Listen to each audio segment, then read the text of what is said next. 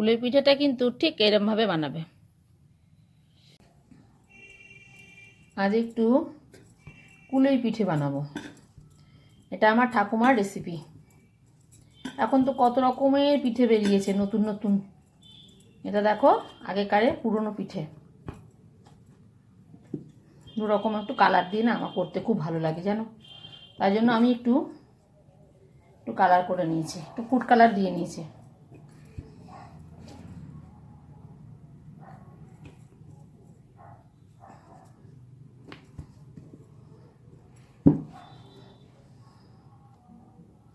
এই পিঠেটা হচ্ছে সব থেকে সোজা পিঠে, ঝুর নেই ঝামেলা নেই, যারা পারে না তাদের কাছে তো খুবই সোজা।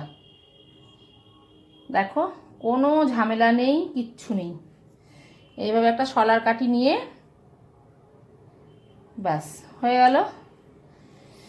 এবার তুমি এইরকমও দেখো রাখতে পারো।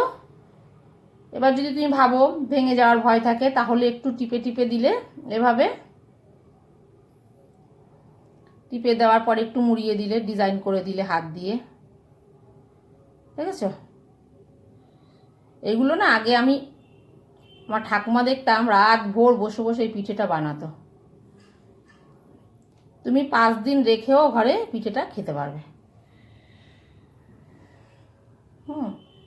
দেখো কেমন সুন্দর হয়েছে দেখতে।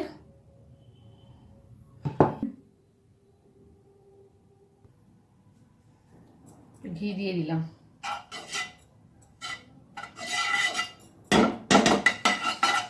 ঘি দিয়ে সেকে না এটা রেখে দেবে, অনেক দিন রাখলে এত সুন্দর লাগে খেতে এই পিঠেটা। এবং তুমি ছাকা তেলে যেগুলো ভাজে সেই পিঠে নয় কিন্তু এটা না, যতগুলো ধরে মোটামুটি এত সুন্দর একটা গন্ধ বেরোবে না পিঠেটা। একদম ঝিমে তালে আস্তে আস্তে হবে।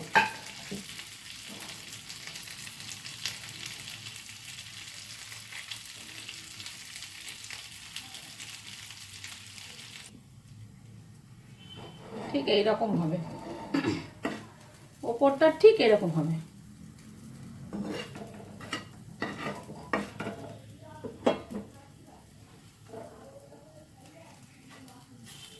বাসি পিঠে খেতে না দারুণ লাগে, রেখে দিয়ে যদি সকালবেলায় খাওয়া যায় আর মচমচ মচমচ করবে, এত ভালো লাগে না খেতে।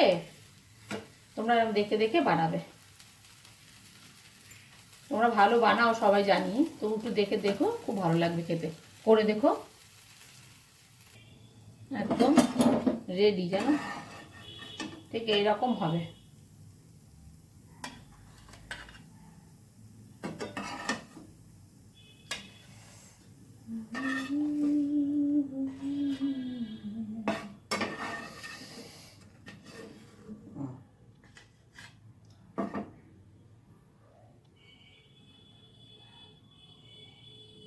বুঝেছো, একদম রেডি।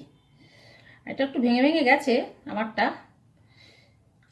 এটা মাখার উপর নির্ভর করে, তোমরা আরো ভালো করে করবে।